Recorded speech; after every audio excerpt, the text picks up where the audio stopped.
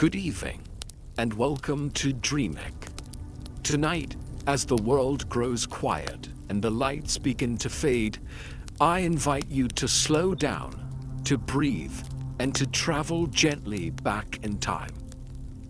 Imagine a candle flickering in a silent room, a notebook filled with sketches, and a mind that refused to stop wondering. This is not just a story about history. It is a story about curiosity, about imagination, and about a man who saw the future long before it arrived.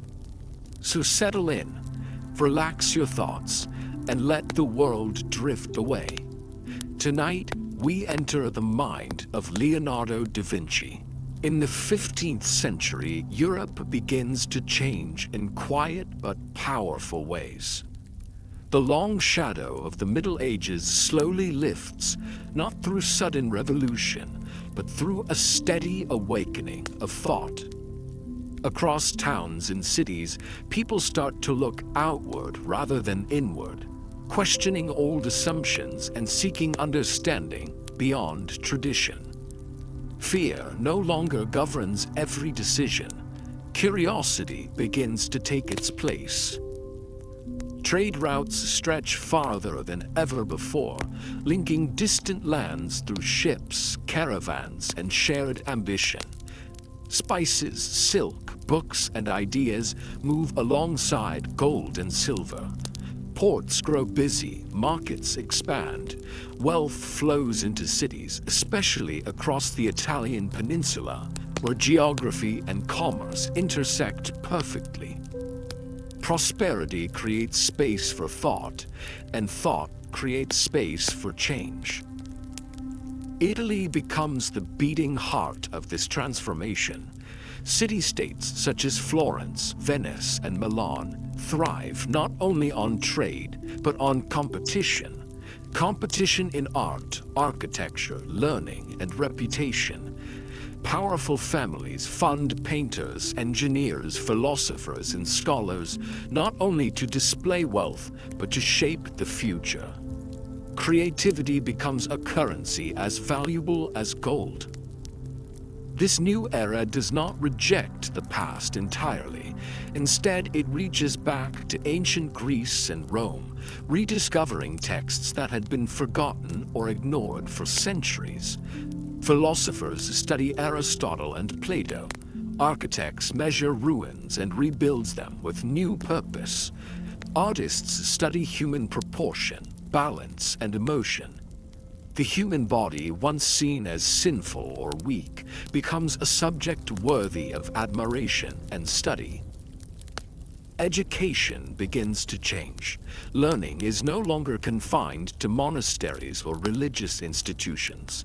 Mathematics, geometry, astronomy, anatomy, and engineering emerge as fields of open inquiry. Observation becomes as important as belief. Truth is no longer accepted simply because it is inherited. It must be tested, measured, and understood. At the same time, the wider world begins to feel closer. Explorers push beyond known maps, sailing toward uncertainty with ambition rather than fear.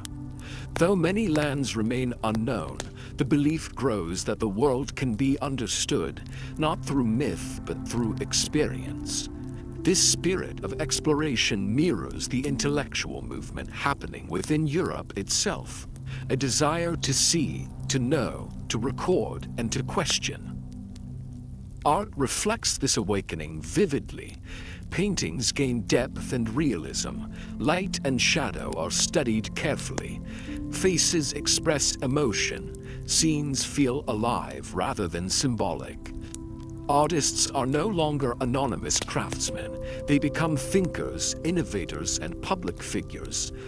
Art is no longer only decoration. It becomes a method of understanding reality.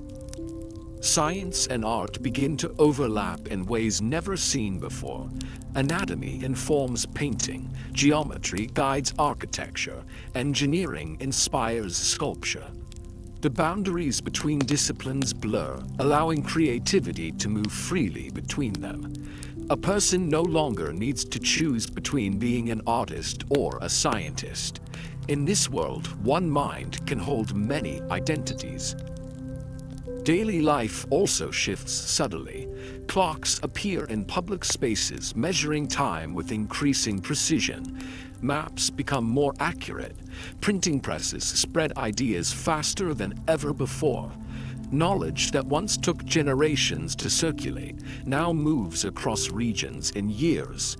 The pace of change, though still slow by modern standards, feels unprecedented to those living within it. Yet this awakening is not loud. There are no announcements declaring the arrival of a new age. The Renaissance unfolds gradually through countless small decisions. A scholar choosing to study nature, a patron funding an experiment, an artist refusing to follow tradition. Change accumulates quietly, like layers of paints building depth on a canvas. Europe stands at a crossroads between the known and the possible. Old structures still exist, but they no longer fully contain the human spirit. People sense that the world is larger, more complex, and more beautiful than they were once taught. This sense does not yet have a name, but it has momentum. Within this environment rich with opportunity, contradiction, and curiosity, a new kind of mind is about to emerge. A mind shaped not by limits, but by questions. A mind that will refuse to separate art from science, imagination from observation. The Renaissance does not create this mind, but it makes its existence possible. The stage is set. Europe is awake. And history is ready for a genius unlike any the world has known. In the rolling hills of Tuscany, far from the grand palaces and crowded cities of Renaissance Italy, a small village named Vinci rests quietly among olive groves and winding paths. It is here, in 1452, that Leonardo da Vinci is born, not into wealth or nobility, but into simplicity, uncertainty, and possibility.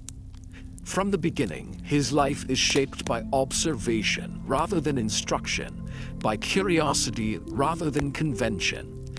Leonardo is born out of wedlock, the son of a local notary and a peasant woman. In 15th century Italy, this status quietly closes certain doors. He will never attend a university. He will never follow a traditional scholarly path. Yet these limitations become an unexpected freedom. Without rigid academic expectations, Leonardo grows up learning directly from the world around him. Nature becomes his first and most important teacher.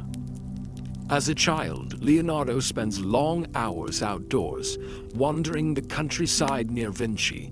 He watches water move through streams, noticing how it curves around stones and accelerates their narrow spaces. He studies the way wind bends tall grass and how clouds shift slowly across the sky. These observations are not casual. They are focused, patient, and deeply absorbing. Even at a young age, Leonardo does not simply look, he studies. Animals fascinate him. Birds in particular hold his attention. He watches their wings carefully, noticing the angle of each feather and the rhythm of their movement. He does not see flight as magic or mystery, but as a system waiting to be understood. This early fascination plants a seed that will later grow into his designs for flying machines and mechanical wings. Leonardo's connection to nature is not emotional alone, it is analytical. He wants to know why things behave as they do. Why does light soften at dawn? Why does shadow deepen at dusk? Why does water reflect the sky differently depending on its depth and movement? These questions do not yet have answers, but they shape his way of thinking. The world to Leonardo is not random. It is structured, logical, and readable. Formal education plays only a small role in his early life.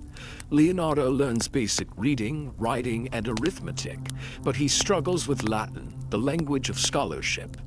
This difficulty will follow him throughout his life, reinforcing his reliance on visual thinking rather than written theory. He learns best through sketches, diagrams, and direct observation. His notebooks later reflect this preference, filled with drawings that speak while words fall short. Inside the family home, Leonardo is quiet but alert. He listens more than he speaks. He notices details others overlook, the way dust settles on surfaces, the way faces change with emotion, the way tools fit naturally into the human hand. These small observations slowly build into a larger understanding of form, balance, and motion. Leonardo's childhood lacks the pressure of ambition. No one expects him to become famous. No one predicts greatness. This absence of expectation allows his curiosity to expand freely. He draws constantly: plants, faces, animals, landscapes. His sketches are not decorative, they are investigative. Each line is a question. Each shape is an attempt to understand structure. Light becomes one of his earliest obsessions. He studies how it touches leaves, how it fades into shadow, how it changes the appearance of surfaces. Even as a child, he senses that light is key to understanding reality. This awareness will later define his revolutionary approach to painting, where light and shadow create depth, emotion, and realism. As Leonardo grows older, his talents become harder to ignore. His drawings show unusual precision. His understanding of form exceeds that of others his age. Eventually, his father notices this ability and recognizes that it deserves opportunity. This recognition will lead Leonardo away from Vinci and toward Florence, where his life will change forever. But in Vinci, before fame, before masterpieces, before notebooks filled with impossible machines, Leonardo is simply a child watching the world with open eyes. His genius does not arrive suddenly. It forms slowly, shaped by patience, attention, and wonder. The Renaissance creates the conditions for Leonardo's mind to grow, but it is his childhood curiosity that defines its direction. Before he becomes an artist, inventor, or visionary, he becomes something far more important: a lifelong observer of how the world truly works. When Leonardo da Vinci arrives in Florence, he steps into a city unlike any other in Europe. Florence is not merely a place, it is an idea in motion. Streets echo with debate, workshops hum with invention, and every corner seems to carry the quiet pressure of expectation. Here, talent is currency, and creativity determines status. For a young Leonardo, the city feels both overwhelming and irresistible. Florence in the mid-15th century is alive with ambition. Artists compete fiercely for commissions. Architects argue over proportions and perspective. Scholars gather to discuss mathematics, philosophy, and the rediscovered knowledge of the ancient world. The city rewards innovation, but only if it is proven. To survive here, one must do more than imitate the past. One must improve upon it. Leonardo enters the workshop of Andrea del Verrocchio, one of the most respected masters in Florence. The workshop is not limited to painting alone.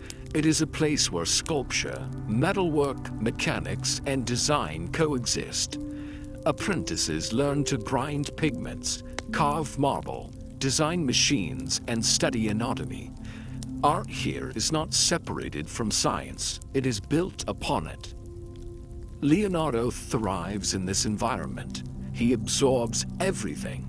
He studies how muscles stretch beneath the skin, how joints rotate, how weight shifts during movement. He learns perspective not as a trick of illusion, but as a mathematical truth. Every discipline feeds another. Painting becomes an extension of geometry. Sculpture reflects engineering. Mechanics borrow from the structure of the human body. Yet, even among gifted apprentices, Leonardo stands apart. His drawings reveal a unique depth of understanding. He does not simply copy forms, he dissects them visually. Faces in his sketches show emotion beneath the surface. Drapery falls with believable weight. Hands curve naturally as if caught mid-gesture. These are not decorative achievements, they are analytical ones. Florence pushes Leonardo's mind in multiple directions at once. While other artists specialize, Leonardo refuses to narrow his focus. He moves easily between unfinished paintings, mechanical designs, anatomical studies, and architectural ideas. His workshop table is cluttered with sketches of gears beside portraits, measurements beside landscapes. To Leonardo, all knowledge belongs to the same system. Competition in Florence is intense. Artists watch one another closely. Success brings fame. Failure brings obscurity. Leonardo feels this pressure, yet he responds differently than most. Rather than rushing to complete work, he slows down. He experiments. He revises. Many projects remain unfinished, not from laziness, but from perfectionism. Leonardo does not want his work to be good, he wants it to be true. This restlessness becomes both his strength and his burden.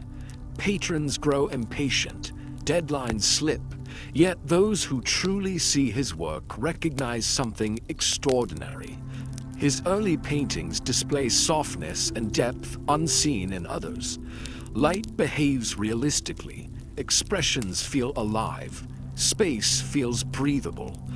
These qualities hint at a mind that understands reality and not as appearance, but as structure. Beyond the workshop, Florence itself becomes Leonardo's classroom. He studies buildings, bridges, and streets. He watches crowds move, noting patterns of behavior and motion. He observes water channels and studies how engineering shapes daily life. The city feeds his curiosity endlessly, offering problems to solve and systems to understand. Leonardo's notebooks from this period reveal a mind constantly at work. He sketches inventions beside human skulls, flight studies beside architectural plans. There is no separation between art and science, only curiosity moving freely. Florence does not teach Leonardo what to think. It teaches him that everything is connected. Yet, despite the stimulation, Leonardo never feels fully at rest. Florence sharpens his abilities, but it also exposes his limitations. The city values completion, recognition, and competition. Leonardo values understanding. This tension begins to shape his future decisions, pushing him toward new cities, new patrons, and broader horizons. Florence does not define Leonardo, but it reveals him. It is here that the world first glimpses a genius unwilling to choose between disciplines, a mind that sees beauty in mechanics and logic in art. A thinker who believes that to paint a face properly, one must understand the skull beneath it, and to design a machine, one must understand the human hand that will use it. In Florence, Leonardo does not simply become an artist. He becomes something far rarer, a thinker for whom the boundaries of knowledge no longer exist. For Leonardo da Vinci, art is never simply about beauty. Beauty, he believes, is a consequence, not a goal. What truly matters is truth. The truth of how muscles move beneath skin, how emotion forms in the face, how light behaves as it travels through space. To paint convincingly, Leonardo insists, one must first understand nature completely. Unlike many artists of his time, Leonardo does not begin with style. He begins with observation. He studies the human body with the eye of a scientist, measuring proportions, tracing muscle groups, and analyzing posture. He believes that emotion is not abstract, it is physical. A smile is not merely an expression, it is the result of specific muscles working together. A glance carries meaning because of how light reflects from the eye and how the face responds.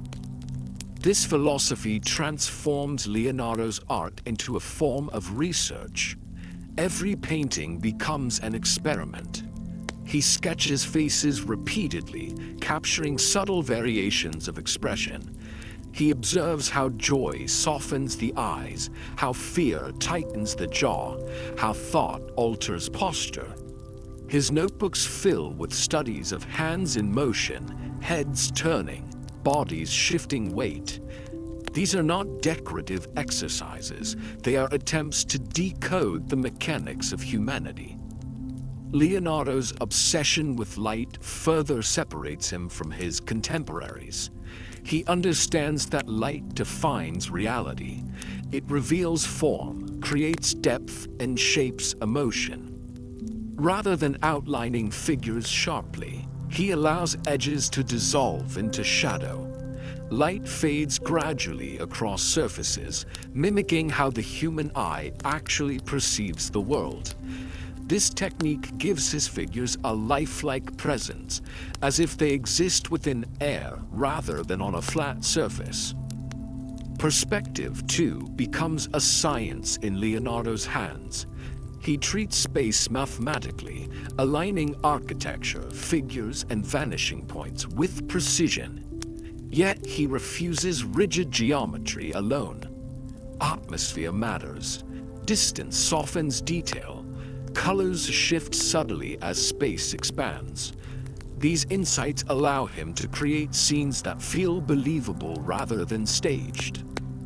Perhaps nowhere is this approach more evident than in The Last Supper. Leonardo does not treat the scene as a religious symbol alone, but as a study of human reaction. Each figure responds differently to the same moment: shock, denial, anger, confusion. The composition guides the eye naturally, while gestures and expressions tell a complex psychological story. It is not a frozen image, but a moment unfolding. Similarly, the Mona Lisa resists simple interpretation. Leonardo applies everything he knows about anatomy, light, and perception to create an expression that appears to change depending on the viewer. The smile is neither fully present nor absent. The eyes seem to follow. The background feels distant and alive. Leonardo is not painting a woman, he is painting perception itself. This pursuit of truth comes at a cost. Leonardo is never satisfied. He revises constantly, layering paint slowly, adjusting details repeatedly. Projects stretch over years. Some remain unfinished entirely. Patrons grow frustrated, deadlines are missed, yet Leonardo cannot compromise. To finish too quickly would mean accepting imperfection, and imperfection means misunderstanding nature. His struggle is not with skill, but with expectation. The world wants results. Leonardo wants understanding. He delays completion not because he lacks discipline, but because his questions never stop expanding. Each answer leads to another observation, another adjustment, another refinement. This tension defines Leonardo's career. He is celebrated and criticized simultaneously, admired for his genius, questioned for his inconsistency. Yet history reveals the truth. His hesitation is the price of depth. Leonardo refuses to simplify reality for convenience. Art for him is not self-expression, it is investigation. The canvas becomes a laboratory, paint becomes data, the human face becomes a map of emotion and structure. Through this method, Leonardo reshapes what art can be, not imitation, but insight. In seeking truth rather than beauty, Leonardo changes the future of painting forever. He proves that art can reveal how the world works, not just how it appears. His works do not age because they are built on observation, logic, and human experience, elements that remain constant across time. Leonardo may struggle to finish, but when he does, he leaves behind something rare. Not just an image, but a deeper understanding of what it means to see. When historians open the notebooks of Leonardo da Vinci, they step into a future that has not yet arrived. Page after page reveals machines the world will not see for centuries, flying devices with beating wings, armored vehicles rolling across battlefields, intricate systems of gears, pulleys, and hydraulics designed to reshape how humans move, build, and survive. These are not dreams sketched lightly, but carefully reasoned designs born from observation, mathematics, and relentless curiosity.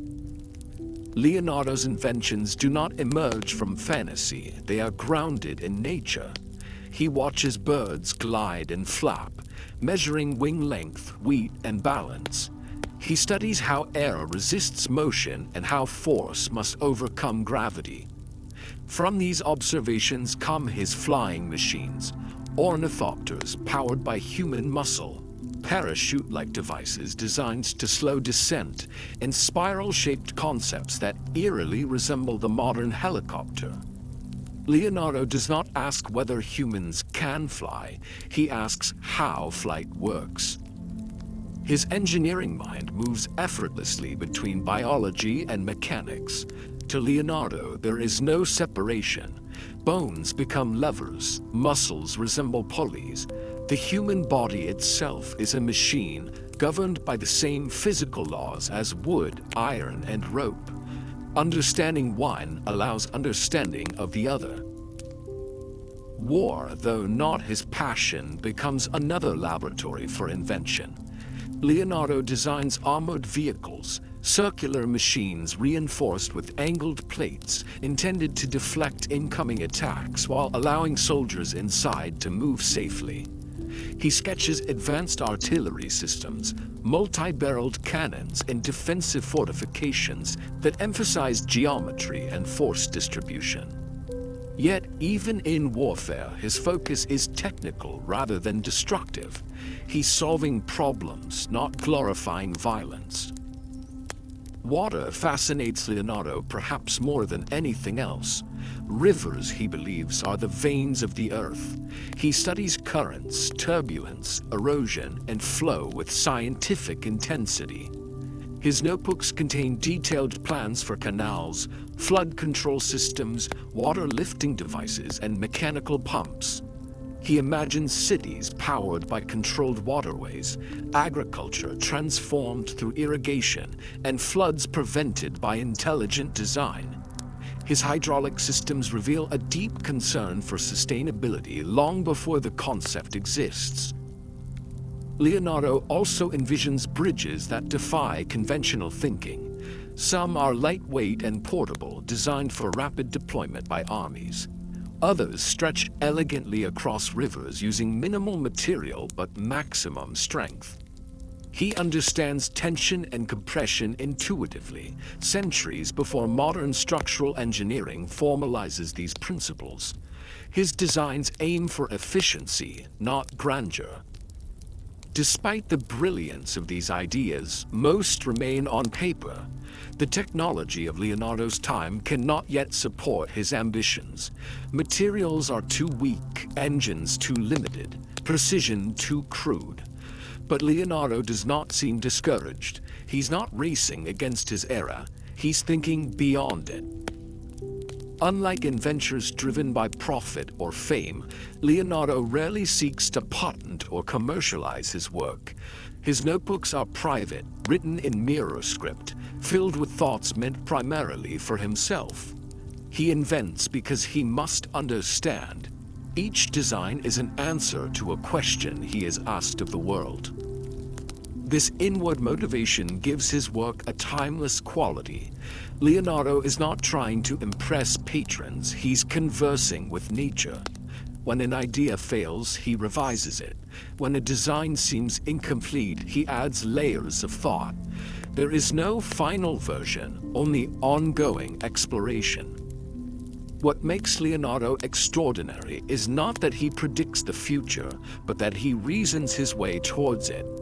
Many of his machines resemble modern technologies, not because he imagines the future, but because the laws of physics are constant.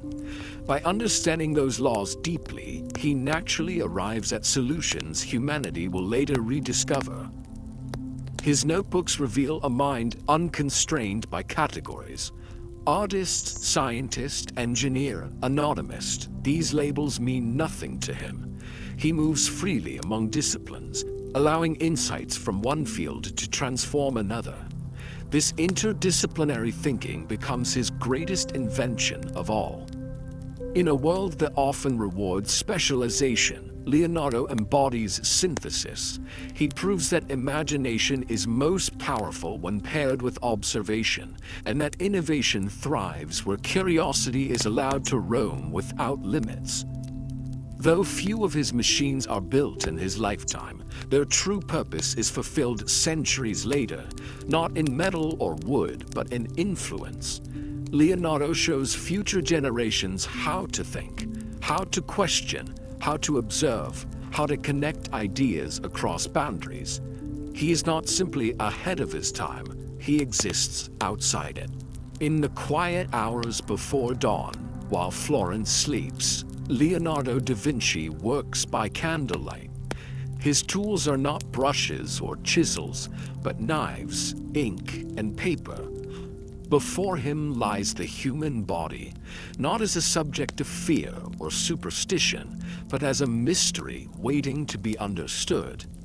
In an age when dissection is viewed with suspicion and often forbidden, Leonardo crosses moral, religious, and cultural boundaries in pursuit of truth. To Leonardo, the body is not sacred because it is untouchable. It is sacred because it is designed.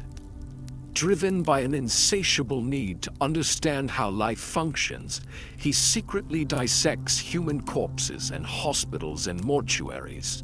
These are not acts of morbid curiosity, but of deep reverence. Each incision is deliberate. Each observation is carefully recorded. Leonardo believes that to understand humanity, one must first understand the machinery that allows it to move, feel, and breathe. What he discovers changes everything. Leonardo studies bones as architectural structures. He sees the spine as a column, the rib cage as a protective vault, the skull as a perfect sphere engineered to protect the mind. He measures proportions, angles, and weight distribution, recognizing that balance, not brute strength, is what allows humans to stand upright. Long before biomechanics exists as a science, Leonardo intuitively understands it. Muscles fascinate him even more. He peels back layers of flesh to reveal how tendons pull, how fibers contract, how motion is created through coordination rather than force. His drawings show muscles not as vague shapes, but as precise systems, each connected, each purposeful. These sketches are so accurate that centuries later, medical students will still study them with astonishment. But Leonardo does not stop at structure. He wants to understand function. He traces the path of blood through veins and arteries, attempting to understand circulation long before it is formally discovered. He studies the heart not as a symbol, but as a pump, observing valves, chambers, and flow patterns. Watching water swirl in glass vessels, he compares its movement to blood inside the body. Nature, he realizes, repeats itself across scales. The same laws govern rivers and veins, storms and breath. This belief becomes central to his worldview. Everything is connected. Leonardo's anatomical studies extend beyond humans. He dissects animals, horses, birds, cows, comparing their structures to ours. Through comparison, he identifies universal patterns. The wing of a bird and the arm of a man share the same fundamental design. Different purposes, same blueprint. Nature, he concludes, is an engineer who never wastes a solution. The brain becomes his greatest challenge. Without modern tools, Leonardo struggles to understand its complexity, yet his curiosity pushes him forward. He experiments by injecting wax into brain cavities to map their shape. He sketches nerves as pathways of sensation and motion, believing they carry messages like invisible threads between body and mind. To Leonardo, anatomy is not separate from art. It is its foundation. He believes that an artist who does not understand the body can only imitate appearances, not truth. When he paints a smile, he knows which muscles create it. When he sketches a hand, he understands the tension beneath the skin. This knowledge gives his figures life, weight, and emotion unmatched by his contemporaries. Yet this pursuit comes at a cost. Dissections are physically exhausting and emotionally demanding. The smell of decay, the cold of stone rooms, the constant risk of disease, all weigh heavily on him. Still, Leonardo continues. He believes this work is not only scientific, but spiritual. For Leonardo, nature is the ultimate teacher and God's true scripture. He does not reject faith, but he redefines it. Instead of accepting inherited answers, he seeks divine order through observation. He believes that understanding nature is a form of worship, that to uncover how life works is to honor its creator. In veins he sees rivers, in bones mountains, in the body the entire universe reflected. This philosophy sets him apart from his age. While others debate ancient texts, Leonardo listens to the body itself. He trusts what he sees more than what he is told. This commitment to evidence over tradition places him centuries ahead of scientific thought. Tragically, most of his anatomical discoveries remain unpublished during his lifetime. His notebooks stay hidden, their impact delayed by history. Yet their importance is undiminished. When rediscovered, they reveal a man who understood the human body with clarity unmatched until modern medicine. Leonardo's true legacy in anatomy is not only accuracy, but method. He teaches future generations that knowledge begins with curiosity, deepens through observation, and matures through humility before nature's complexity. In studying life so closely, Leonardo does not diminish its mystery, he deepens it. He shows us that the more we understand the body, the more miraculous it becomes, and that within flesh and bone lies a language written by nature itself, waiting for those brave enough to learn how to read it. Fame follows Leonardo da Vinci wherever he goes, yet peace never does. By the later years of his life, his name is spoken with admiration across courts and cities, but inside, Leonardo remains restless, pulled forward by curiosity and weighed down by doubt. He is celebrated as a master, yet he rarely feels complete. His mind moves faster than his hands, and his vision stretches far beyond what his time can fully accept. Leonardo's brilliance is unquestioned, but his struggles are deeply human. Throughout his life, unfinished works trail behind him like shadows. Patrons commission paintings, sculptures, and grand engineering projects, only to watch as Leonardo becomes absorbed by new ideas before completing the old. This pattern earns him both awe and frustration from those who depend on him. Some see genius, others see unreliability. Leonardo sees something else entirely: the endless pursuit of understanding that refuses to be confined by deadlines or expectations. To him, abandoning a project is not failure, it is evolution. Yet this belief does little to ease the pressure he feels. In Florence, he competes with younger artists who focus intently on mastery within narrow fields. In Milan, he serves powerful rulers who expect results that can be displayed, measured, and celebrated. In Rome, he works in the shadow of rising stars, whose styles align more comfortably with the church at its demands. Everywhere he goes, Leonardo is admired but rarely understood. He belongs everywhere and nowhere. Leonardo moves constantly, traveling between Florence, Milan, Rome, and eventually France. Each city offers opportunity, but none provide true belonging. His ideas often feel too advanced, his methods too unconventional. He proposes machines that cannot yet be built, studies anatomy that challenges accepted beliefs, and asks questions others consider dangerous or unnecessary. This distance from convention isolates him. While other artists gather in workshops and guilds, Leonardo works alone, surrounded by notebooks instead of students.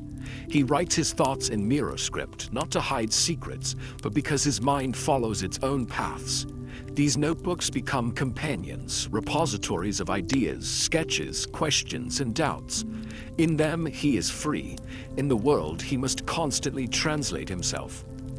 Despite his confidence in nature and observation, Leonardo is not free from self-doubt. He questions his own productivity, wonders whether he has achieved enough, and fears that his ideas will die with him. He is painfully aware that much of his work exists only on paper. He dreams of future generations who might understand him better than his own. This awareness creates a quiet loneliness. Leonardo never marries, never builds a traditional family life. His relationships are intellectual rather than domestic. He forms bonds with patrons, assistants, and students, yet remains emotionally guarded. His greatest love is knowledge itself, a demanding companion that never allows rest. At times, this devotion exhausts him. As he grows older, his body weakens, but his mind does not slow. His hands tremble slightly, making detailed painting more difficult. Still, his curiosity burns. He studies water flows, geology, optics, and the movement of clouds. Even when his strength fades, his questions do not. To stop thinking, to stop observing, would be a kind of death. Leonardo understands that genius carries a cost. To see more than others is also to feel more deeply. Frustration, impatience, and isolation. His mind races through possibilities the world cannot yet support. He lives suspended between what is and what could be. This tension never resolves, it defines him. Yet there is no bitterness in him. Leonardo does not resent the world for failing to keep pace. Instead, he continues to explore quietly, driven by an internal compass rather than external reward. He measures success not by applause, but by insight. Each discovery, no matter how small, feels like progress toward a truth larger than himself. In his later years in France, granted respect and freedom from a king who values his mind, Leonardo finds a measure of calm. He is no longer expected to produce endlessly. He is allowed simply to think. Surrounded by his notebooks, he reflects on a life spent chasing understanding rather than completion. He realizes that his legacy will not be defined by what he finishes, but how he thinks. Leonardo's restlessness is not a flaw, it is the engine of his genius. His doubts do not weaken him, they sharpen his questions. His isolation does not empty him, it protects the inner world where his ideas are born. In the end, Leonardo accepts that he was never meant to fit comfortably into his time. He was meant to stretch it. His life stands as a reminder that true genius is rarely at peace, not because it is broken, but because it is always reaching forward, searching for answers that lie just beyond the horizon. When Leonardo da Vinci dies in 1519, the Renaissance world continues to move forward, unaware of how deeply his presence will echo across centuries. There are no dramatic finales, no grand public reckoning with the full scope of his genius. His notebooks are scattered, his unfinished works remain incomplete, and many of his ideas lie dormant on fragile pages. Yet time, the very force Leonardo studied so closely, becomes his greatest ally. What he leaves behind is not merely a collection of paintings or sketches. It is a way of thinking. In art, Leonardo reshapes how humanity sees itself. His insistence that painting must be rooted in observation, anatomy, light, and emotion forever changes artistic practice. Later generations study his techniques of sfumato, perspective, and psychological depth, finding in them a bridge between realism and inner life. Portraits are no longer static images. They become living presences. Through works like the Mona Lisa and the Last Supper, Leonardo teaches artists that truth is more powerful than decoration. Art, for him, is not imitation. It is understanding. In science, his influence unfolds slowly but decisively. Centuries after his death, anatomists, engineers, and physicists rediscover his notebooks and recognize their astonishing accuracy. His drawings of muscles, bones, and organs reveal a mind that approached the human body as an interconnected system, rather than a collection of parts. Long before modern medicine, Leonardo understands that structure and function are inseparable. He does not divide science from art, he unites them. Leonardo's engineering concepts, flying machines, armored vehicles, bridges, and hydraulic systems remain unrealized in his lifetime, but they anticipate the future with eerie precision.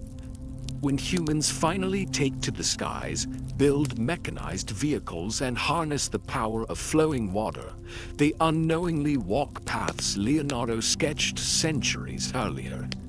His ideas prove that imagination, grounded in observation, can transcend technological limitations. He designs not for his era, but for possibility itself. Perhaps his most enduring contribution lies in his interdisciplinary approach. Leonardo refuses to accept boundaries between fields.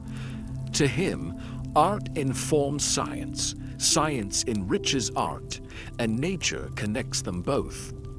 This philosophy becomes the foundation of modern innovation. Today's engineers, designers, scientists, and creators echo Leonardo's mindset when they combine disciplines to solve complex problems. He teaches humanity how to think, not just what to create. Leonardo's notebooks reveal a fearless curiosity, questions without immediate answers, sketches without final forms, thoughts written not to impress but to explore. In an age that often demands certainty, his legacy reminds us that progress begins with wonder. He does not fear being wrong. He fears only the absence of inquiry. This intellectual courage becomes his quiet revolution. As the Renaissance fades into history, Leonardo's influence grows stronger. Enlightenment thinkers admire his rationality. Industrial innovators echo his mechanical insights. Modern scientists recognize his devotion to empirical observation. Artists continue to chase the emotional realism he achieved. Even contemporary creators in technology, architecture, and design draw inspiration from his belief that beauty and function are inseparable. Leonardo becomes timeless because he belongs to no single century. His life also offers a lesson in humanity. Despite brilliance, he struggles. Despite fame, he doubts. Despite genius, he leaves much unfinished. Yet this incompleteness does not diminish him, it defines him. Leonardo shows that greatness is not measured by perfection, but by the depth of one's questions and the courage to pursue them. He reminds us that curiosity is a lifelong discipline. In the modern world, driven by speed, specialization, and immediate results, Leonardo's legacy feels more relevant than ever. He challenges us to slow down, observe deeply, and think broadly. He invites us to look at nature not as a resource to exploit, but as a teacher to learn from. His mind becomes a compass pointing toward thoughtful innovation rather than reckless progress. Leonardo da Vinci does not give humanity a finished blueprint for the future. Instead, he offers something far more powerful, an example of a mind unafraid to cross boundaries, to ask uncomfortable questions, and to imagine beyond the limits of its time. The Renaissance ends, empires rise and fall, technologies change. Yet Leonardo's way of seeing endures. His true legacy is not written in ink or painted on walls. It lives wherever curiosity challenges convention, wherever art seeks truth, and wherever the human mind dares to imagine a better, deeper understanding of the world.